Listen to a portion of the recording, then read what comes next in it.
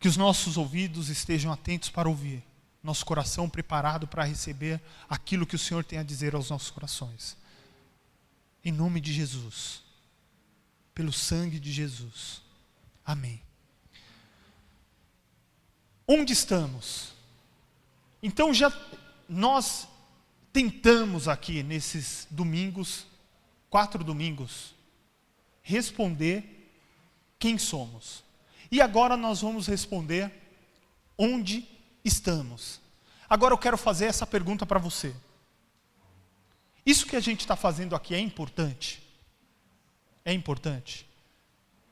E saber onde estamos é importante? A gente poderia falar de outra coisa, mas se quem somos é importante, entender onde estamos também é importante.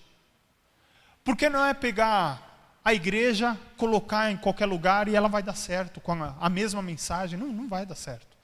Tem lugar que se adapta a uma mensagem, desde que ela não perca o seu conteúdo. Outros lugares vão se adaptar a uma outra forma de culto, outra forma de ser igreja. Então essa pergunta é importante para você? Hebreus 1, 1 e 2. Há muito tempo, Deus falou, muitas vezes e de várias maneiras, aos nossos antepassados, por meio dos profetas. Mas nesses últimos dias, falou-nos por meio do Filho, a quem constituiu o herdeiro de todas as coisas e por meio de quem fez o universo. Algumas palavras que eu quero ressaltar nesse texto, e aí você vai guardar e no final a gente vai concluir e colocá-lo no momento certo e devido. Deus falou muitas vezes e de muitas maneiras. Deus falou muitas vezes e de várias maneiras. Ok? Onde nós estamos? Agora eu quero que vocês respondam. Onde nós estamos localizados? Mundo. Ok. Onde? Na igreja. Essa igreja está localizada onde? Interlagos, São Paulo, Brasil, no mundo. Bairro Santa Rita. Estamos localizados no bairro Santa Rita. Oi? É Califórnia. O senhor está desatualizado. Atualiza seu CEP aí, que o senhor está fora. Não, então prefiro Califórnia. E por que estamos localizados aqui? Por que nós estamos localizados aqui? Nós nos reunimos aqui porque nós temos uma afinidade com essas pessoas, com a comunicação do Evangelho que é feita aqui. E muitas pessoas que estão aqui vieram de outros lugares do Brasil. Alguns vieram do Nordeste, outros vieram do Sul, outros vieram Centro-Oeste, outros do Norte. E quando a gente vem para cá, quando você que saiu do Sudeste também, de um outro estado, você consegue perceber as diferenças culturais. Quem vem de longe percebe facilmente. Quem já saiu do Brasil, foi para algum outro lugar, percebe rapidinho a diferença cultural. Tem pessoas que vieram do estrangeiro. Eu falei só do Brasil aqui. Vieram além mar. Além mar. Temos pessoas aqui. Então, quando você chega na igreja, quando você chega no nosso contexto aqui, bairro Califórnia, São Paulo, Brasil, você já percebe algumas diferenças.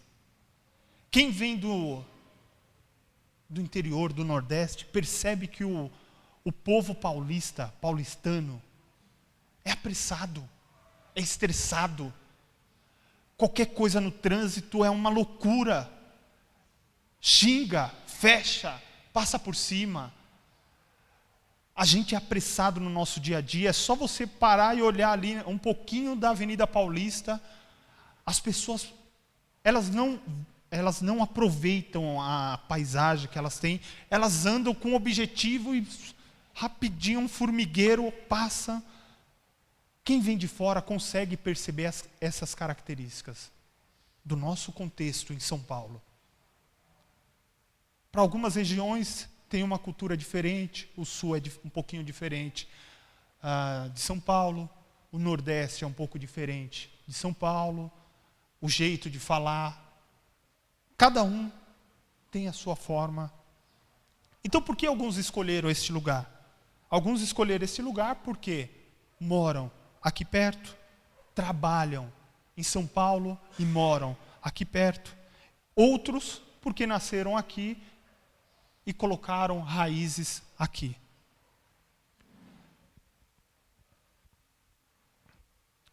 Olhando para algumas outras culturas, olhando um pouquinho mais para fora, agora não só São Paulo, não só Brasil, a gente vê que algumas culturas são pragmáticas.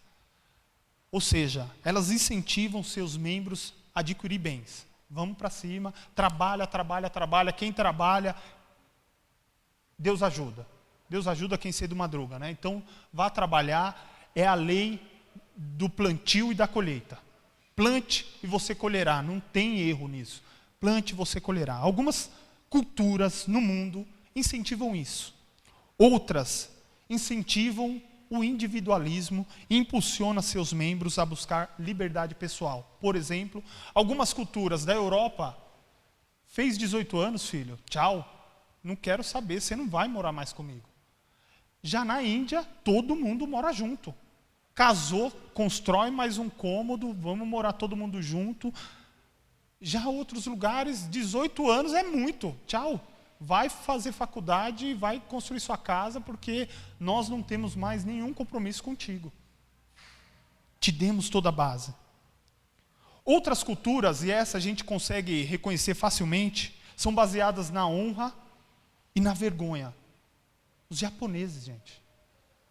Se alguém for pego em uma corrupção, um japonês for pego em corrupção, ele prefere se matar do que ser preso. Acabou a honra da família, ele prefere se matar do que ser preso. Já o Brasil, uma cultura totalmente diferente. Não, vai, empurra. Oi? Ia faltar cova.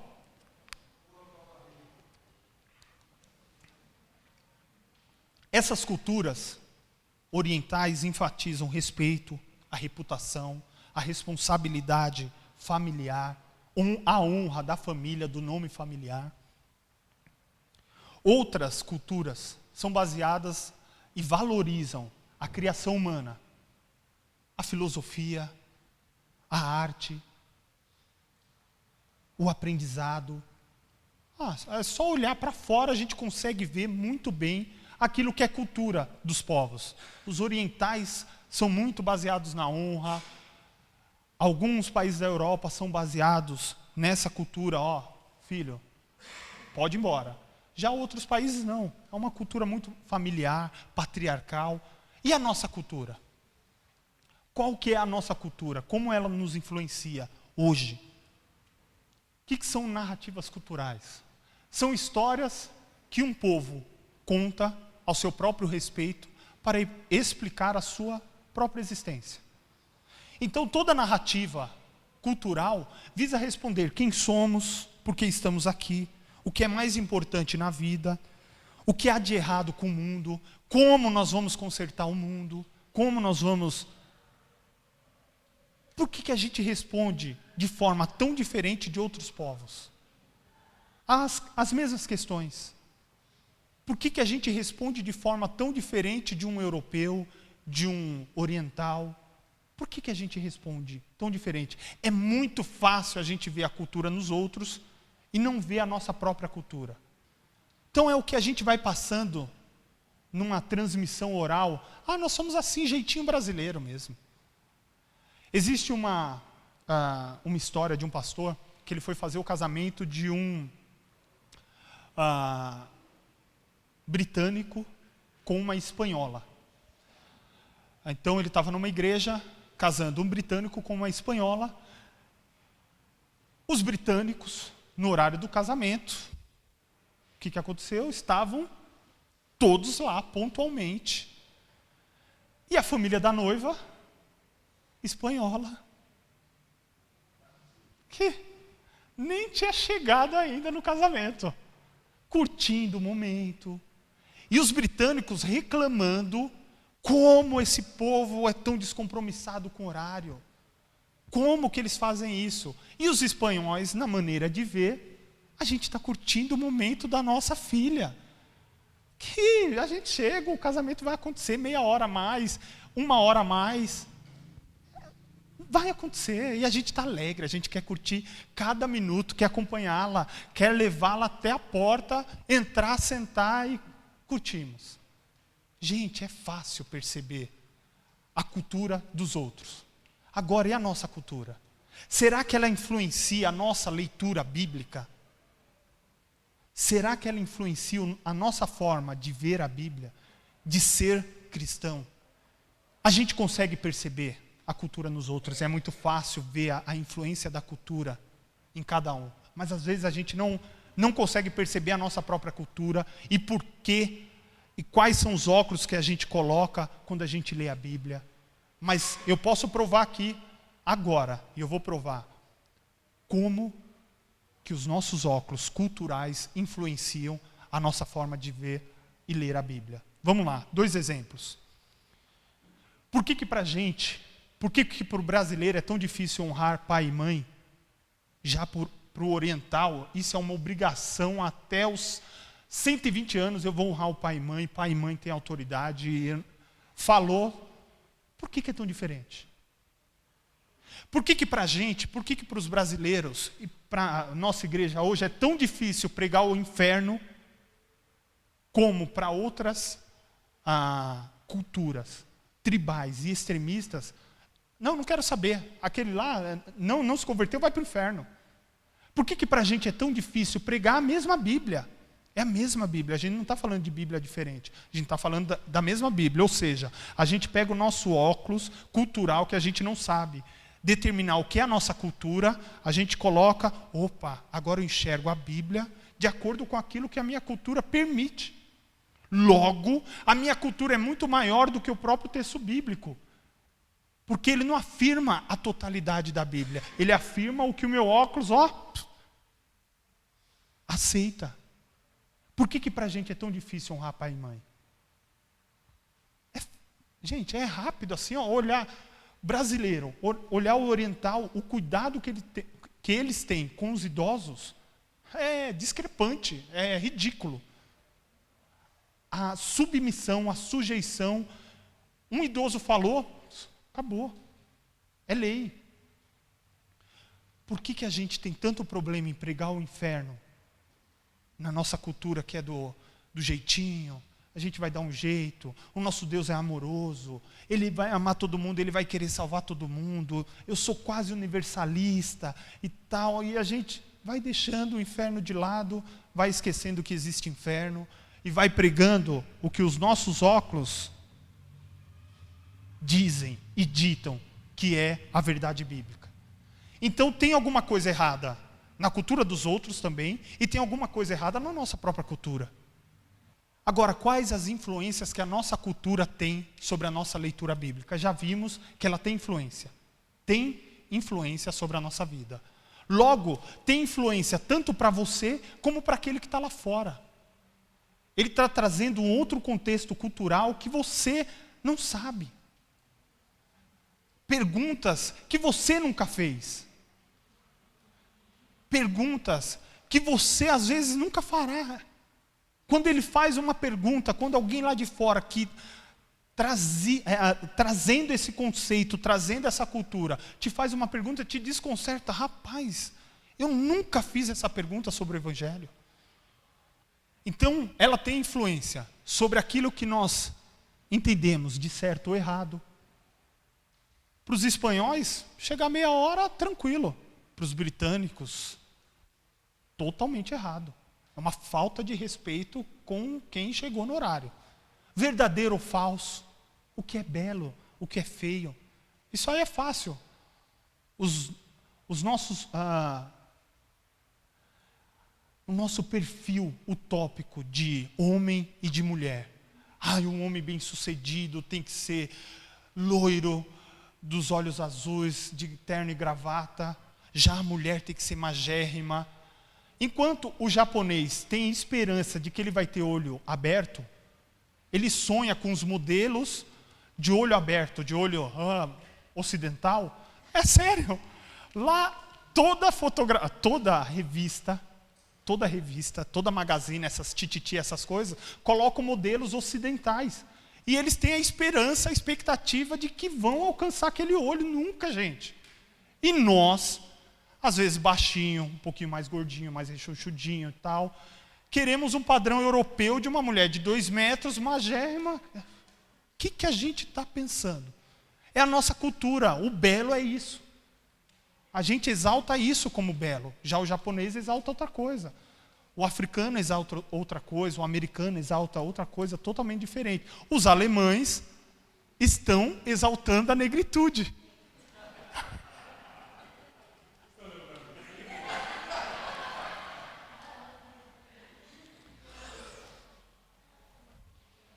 Essa peça de carne vale muito lá, viu? Em grande parte, somos inconscientes daquilo que a cultura, daquilo que esses óculos da cultura trazem para a nossa leitura bíblica. Somos inconscientes. Inconscientes do poder cultural, do nosso entendimento sobre as coisas, porém sabemos que somos influenciados. Quando consideramos, e isso acontece muito, quando consideramos algumas partes da Bíblia importantes e desprezamos ou descartamos outra, proibimos que a Bíblia fale conosco como um todo. Como um todo. Pois para a nossa cultura, uma parte se mostra mais atraente e a outra mais ofensiva. Inferno, não. Na minha cultura, não cabe agora pregar o inferno.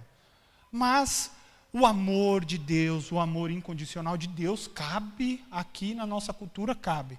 Já numa tribo africana é inferno mesmo, eles têm essa questão. Não é da nossa tribo, inferno. Toca fogo neles e acabou. Eles não têm crise com essa questão. Para a gente, não. A gente prefere o amor. Então, queridos, nós estamos, a partir dos nossos óculos culturais, valorizando ou desprezando parte do texto bíblico. E não permitindo que o texto fale conosco, comigo, com você, como um todo. A gente pega os óculos culturais, coloca, vai ler a Bíblia, e já vem cheio de preconceito, cheio de conceito deturpado, cheio de cultura. A todo esse fator aqui que eu estou falando, os teólogos chamam de reducionismo bíblico. O que é reducionismo bíblico? É domesticar a Bíblia e não permitir que ela nos ensine como um todo. É falar, Leão, agora você é um cachorrinho e você, até aqui você pode entrar, dentro de casa você entra, aqui você não tem acesso, a essa parte você tem acesso. Reducionismo bíblico. Ou seja, eu vou reduzindo o que a Bíblia vai me dizendo dia após dia. Opa, isso aqui encaixa na minha cultura, isso aqui não. Isso aqui eu acho que é para aquele momento, é Paulo dizendo, ele era machista, isso aqui é para ele. Isso aqui não cabe no meu contexto. E a gente vai reduzindo a Bíblia e a nossa cultura vai tomando a diretriz da Bíblia, das nossas vidas, da nossa forma de servir, da nossa forma de ser igreja.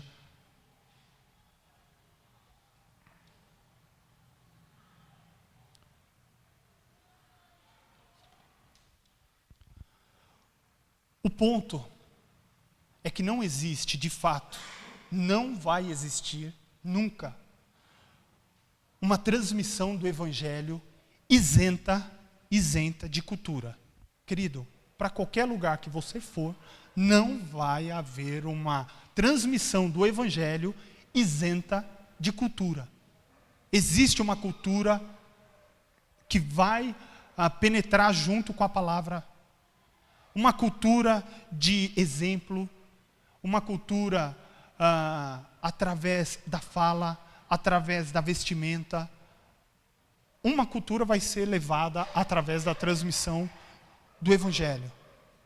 Se achamos que existe apenas uma forma de comunicar o Evangelho, se na nossa cabeça passa que existe apenas uma possibilidade de transmissão do Evangelho, ou a gente encaixa todo mundo na caixinha, e todo mundo vai ter que se vestir igual, todo mundo vai ter que falar igual, todo mundo vai ter que ter o mesmo evangeliquez, ou, na outra ponta, a gente vive um liberalismo gigantesco. Por quê? Porque a gente aceita tudo.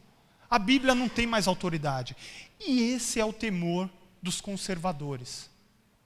Um século atrás, alguns teólogos conversaram demais com a cultura e viveram o que nós chamamos de liberalismo.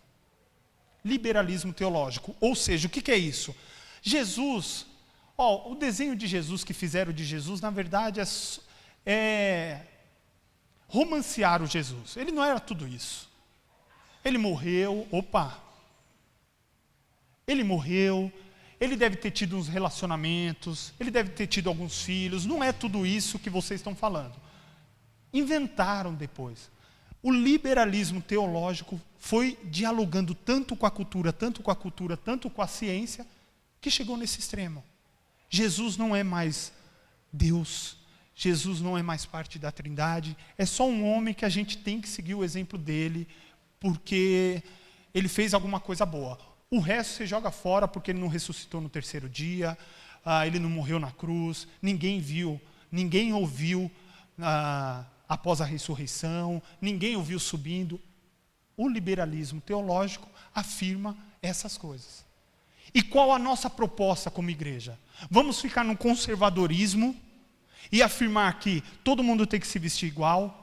A pessoa nem se converteu, já tem que comprar um terninho de 199, daqueles de segurança, colocar uma gravatinha e uma Bíblia gigante. Eu não ando mais com Bíblia, mas uma Bíblia gigante debaixo do braço, parecendo um Rexona.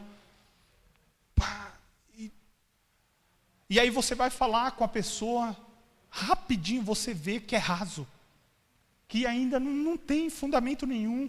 Parece a história da semente que caiu pelo caminho. Algumas caíram no chão pedregoso, outras caíram no meio dos espinhos, outras os passarinhos comeram, e outras caíram em solo fértil. Algumas pessoas dessas, parece que caem no meio dos espinhos ou num solo que não, quando começa a produzir raiz, o sol vem, esturrica tudo, ou as outras plantas vêm, os problemas da vida vêm, travam a pessoa que ela abandona o Evangelho. Então nós temos duas possibilidades, queridos.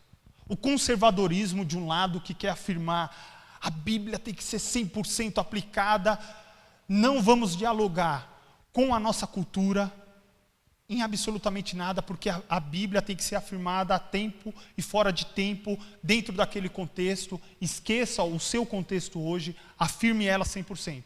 Ou, do outro lado, o liberalismo, que dialoga dia após dia com qualquer cultura, seja ela estadunidense, seja ela latino-americana, seja ela europeia, seja ela africana. Ele vai dialogando tanto com a cultura que não existe mais fundamento, não existe base, não existe solidez. E aí e agora? Não tem mais nada que crer. Não acredito mais em milagre, não acredito mais na intervenção de Deus. E agora?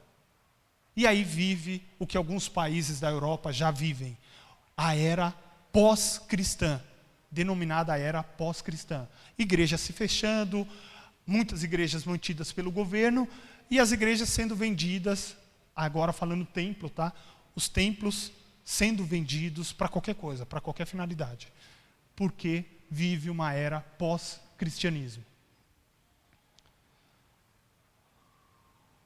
Qual a melhor forma de dialogar? Qual a melhor forma de conversar com a nossa cultura? Sabemos que nós somos influenciados por ela, tanto que os nossos óculos, quando nós colocamos, nós ressaltamos alguns pontos da Bíblia e outros não. Qual a melhor forma? Nós vimos em Hebreus 1 e 2.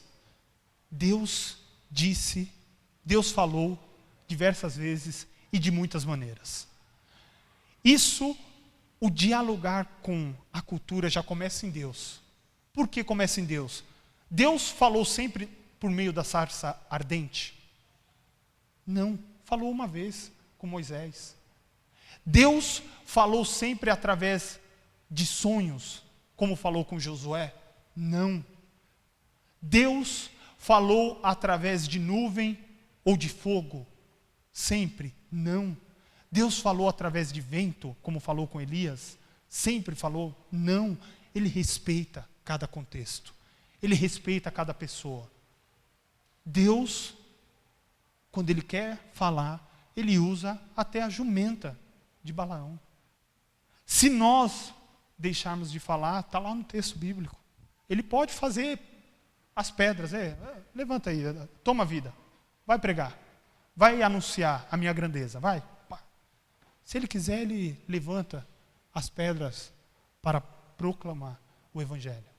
A gente não pode querer aplicar o Evangelho para todas as pessoas e querer que elas tenham as mesmas experiências que a gente, que elas falem o mesmo evangeliquez que a gente.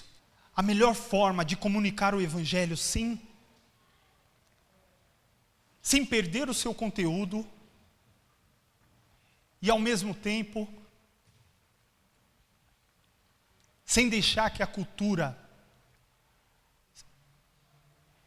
seja juiz da própria Bíblia.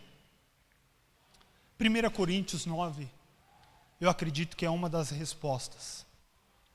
Porque embora seja livre de todos, fiz-me escravo de todos, para ganhar o maior número possível de pessoas.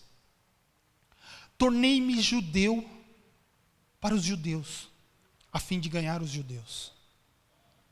Para os que estão debaixo da lei, tornei-me como se estivesse sujeito à lei, embora eu mesmo não esteja debaixo da lei, sujeito à lei, a fim de ganhar os que estão debaixo da lei. Para os que estão sem lei, tornei-me como sem lei, embora não esteja livre da lei de Deus, mas sim sob a lei de Cristo, a fim de ganhar os que não têm lei. Para com os fracos, tornei-me fraco, para ganhar os fracos. Tornei-me tudo para com todos, para de alguma forma salvar alguns. Faço tudo isso por causa do Evangelho, para ser co-participante dele. Os conservadores, numa hora dessa, a partir de uma pregação como essa, eles já ficam apreensivos. Se nós formos dialogar demais, o mundo vai entrar na igreja. A música desse mundo vai entrar na igreja. Queridos, o que é a essência do Evangelho? Vamos voltar para a essência do Evangelho. Paulo diz aqui que ele se fez judeus. Mas para os judeus, quando ele se fez gentil ou sem lei, ele estava pecando aqui. Mas ele se fez sem lei, para que aqueles que estão sem lei sejam ganhos, e tornei-me tudo para com todos, para que de alguma forma possa salvar alguns. Hudson Taylor, um missionário que foi para a China, era muito subestimado por alguns outros missionários. Por quê? Ele adquiriu a cultura do povo. Se eu estou na China, eu vou me vestir como o povo. Se eu estou na China, eu vou usar o cabelo como o povo usava. Vou me tornar como um deles, vou comer o que eles comem, vou me vestir como um deles. E os missionários da época, você está negociando o Evangelho. Para com isso. Ele sabia que a essência do Evangelho não estava fixada na roupa que ele vestia, no cabelo, no tipo de corte que ele tinha, no tipo de sandália que ele vestia, que ele usava. A essência do Evangelho estava em outro lugar. E ele era subestimado por diversos outros missionários que queriam, de uma forma conservadora, aplicar uma igreja britânica ou americana. Vamos cantar o hino assim, 4x4, não tem outra possibilidade. Vamos abrir o nosso cantor cristão, vamos abrir as nossas Bíblias, naquele mesmo formato. Ele, não, esquece isso. Isso aí não é essencial. Eu vou ficar no essencial, na mensagem do Evangelho. Na mensagem do Evangelho. Eu vou voltar para o fundamento. Isso aí é perfumaria. Perfumaria, não estou a fim de dialogar com isso. Isso aí eu aceito o que a China tem para me dar. E, queridos, o ministério de Hudson Taylor é gigantesco e colhe frutos até hoje de uma igreja que está nos porões da sociedade. Porque lá a igreja não se manifesta, não tem templo para se reunir. É de casa em casa, mas são milhares de pessoas que são frutos de um trabalho de séculos atrás, de alguém que levou um evangelho desprendido disso, mas um evangelho fito em Jesus Cristo, fito nas pessoas. Esqueceu a perfumaria. Nós podemos ser uma igreja conservadora e aplicar, não, desde a vestimenta, desde a fala, desde a forma de agir. Os pastores vão ter que pregar com a mesma voz aqui, com o mesmo gesto. O Marcos está lascado ou eu estou lascado. Sabe aquela mãozinha? Deixa quieto. Vamos ter que pregar da mesma forma, queridos? Não. Ou dialogamos demais e perdemos o nosso conteúdo. Que igreja nós devemos ser? Onde estamos? Essa pergunta é importante? Eu acho que é importante. Porque a partir dessa visão, sabemos que nós somos influenciados e a nossa leitura da Bíblia é deturpada. Porque a gente não permite que a Bíblia fale com a gente como um todo. A gente pega os nossos óculos do bairro Califórnia, de São Paulo, do Brasil, coloca eles, enxerga aquilo que a gente gosta do Evangelho. Mas a gente não pode enxergar a Bíblia só naquilo que a gente gosta. A gente tem que afirmar e pregar com clareza aquilo que a Bíblia afirma com clareza. Aquilo que a Bíblia afirma com clareza. Existe alguma forma, então? Paulo é um exemplo. Será que ele ficou louco? Será que ele dialogou demais com os gentios, com os judeus? A gente vai aqui se fazer juiz de Paulo. Paulo é um excelente missionário. Paulo, a abrangência do ministério dele foi gigantesca comparada aos outros apóstolos. Olha onde Paulo chegou. Será que nós devemos subestimar o trabalho de Paulo? Ele dialogou, queridos. Ele dialogou. Para os gentios, me fiz gentio sem lei. Para os judeus, me fiz judeu. Para os que têm lei, me fiz como tivesse lei. Me fiz de tudo para todos, para de alguma forma salvar alguns. Como nós vamos dialogar com o nosso contexto, com a nossa cultura hoje? Quando dialogamos, não estamos menosprezando a Bíblia. Querido, não pense você então, a partir do momento que a gente dialogar com o século 21, a Bíblia vai ser deixada de lado. Nosso objetivo aqui não é afirmar isso. É afirmar que quando dialogamos, não estamos menosprezando o que a Bíblia ensina, ou corrigindo o que ela diz, mas por meio de uma interação equilibrada com o nosso contexto, no bairro Califórnia, em São Paulo, Brasil, de uma forma equilibrada, nós queremos ter uma interação com esse contexto, e não corrigir a Bíblia, mas corrigirmos o que nós pensamos que ela estava dizendo. O ponto não é corrigir a Bíblia, queridos. O ponto é corrigir o que a gente, pelos nossos óculos culturais, estávamos entendendo o que ela afirma. Então a gente aqui não quer fazer pinguinzinho, todo mundo andando. A gente quer fazer gente que pense. Gente que não tenha medo de chegar, pastor, pisei na bola. Querido, vamos caminhar junto. Vamos buscar o alvo. Vamos para frente. penso diferente de vocês, vamos junto. A gente não vai ser autoridade aqui ao ponto de depreciar aquilo que você acredita. Vamos caminhar junto. Deixa Deus trabalhar na multiforme graça dele.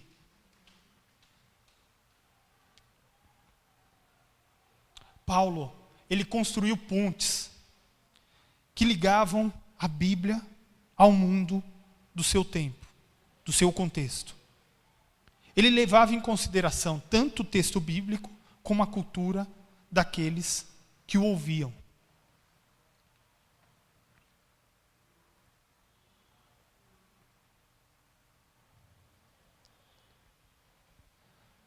E o primeiro ponto, para que a gente possa dialogar de uma forma equilibrada e humilde, primeiro ponto,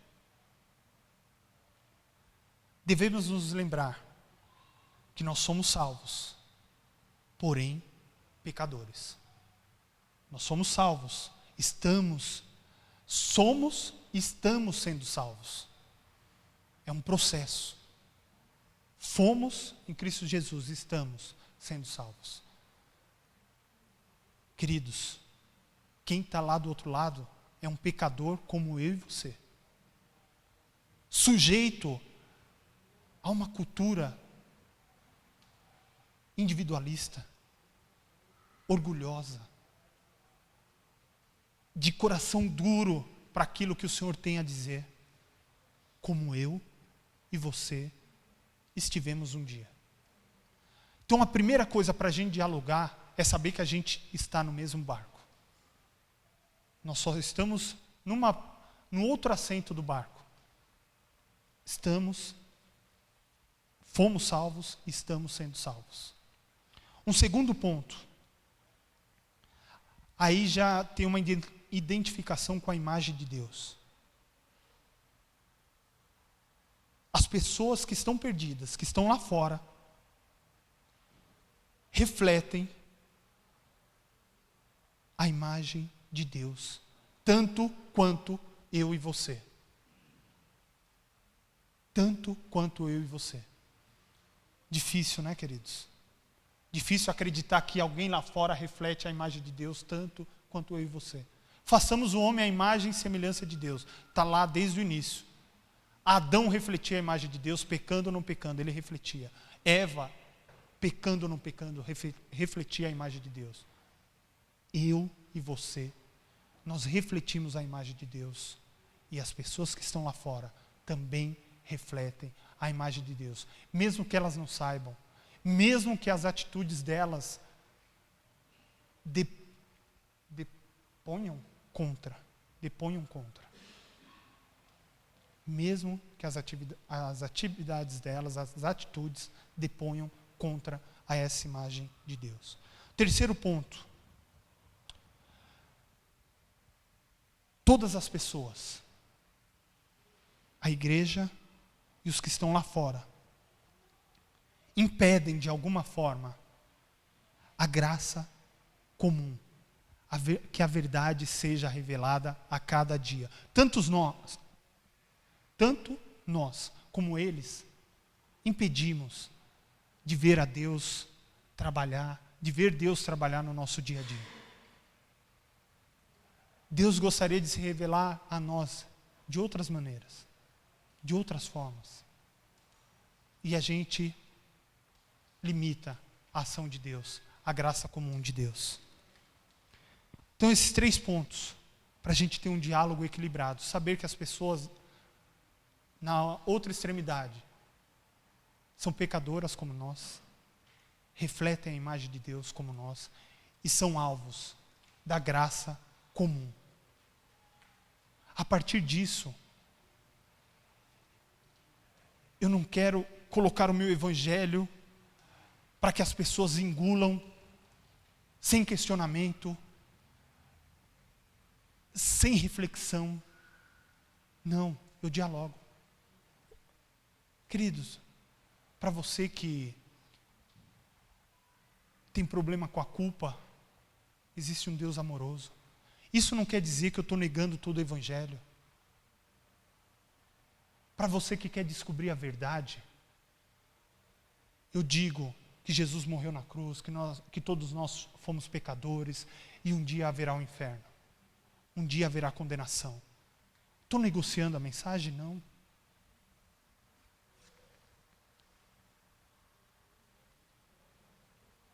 Para aqueles que desejam saciar os seus anseios existenciais, existe uma pregação destinada para eles.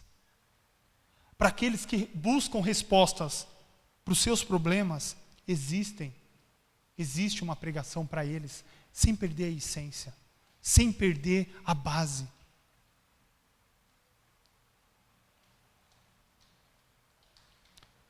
Onde estamos?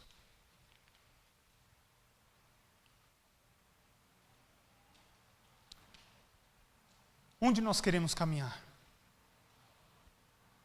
No fundamentalismo cultural, subestimando a cultura,